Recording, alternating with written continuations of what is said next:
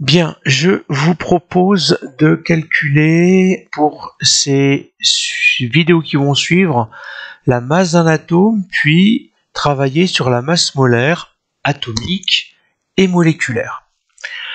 Alors, je vous laisse tout d'abord, vous pouvez mettre en pause et prendre connaissance du texte. Les valeurs qui vous sont données ne sont pas à apprendre. Et puis, compte tenu de la représentation que vous trouvez sur les vidéos antérieures, je vous ai donné l'écriture du noyau d'atome de carbone.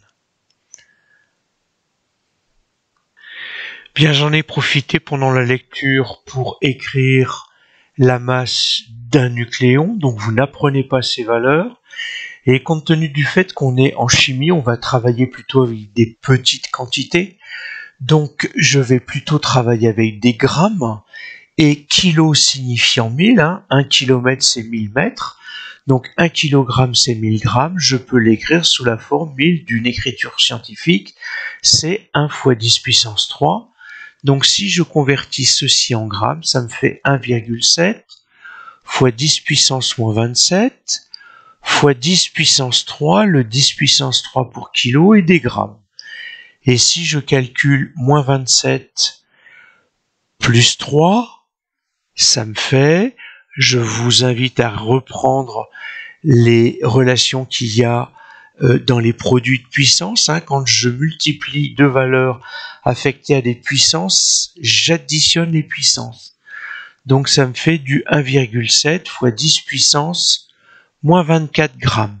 De la même manière, l'électron, c'est 9,1 fois 10 puissance moins 28 grammes. Puisque moins 31 plus 3, ça va me donner moins 28 grammes.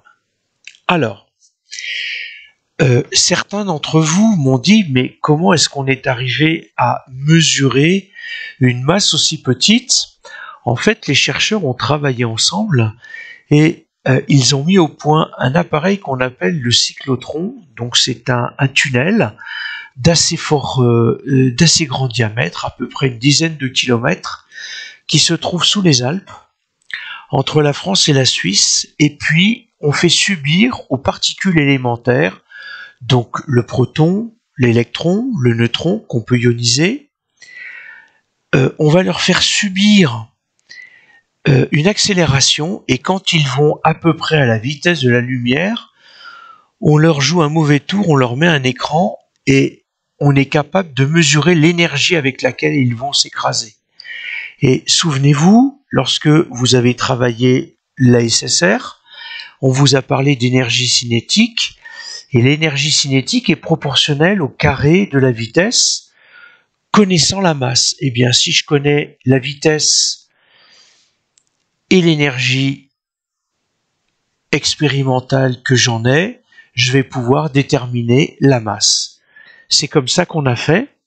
Et donc maintenant, on va pouvoir, à l'occasion de la prochaine vidéo, mesurer la masse d'un atome, puis la masse d'une mole d'atome.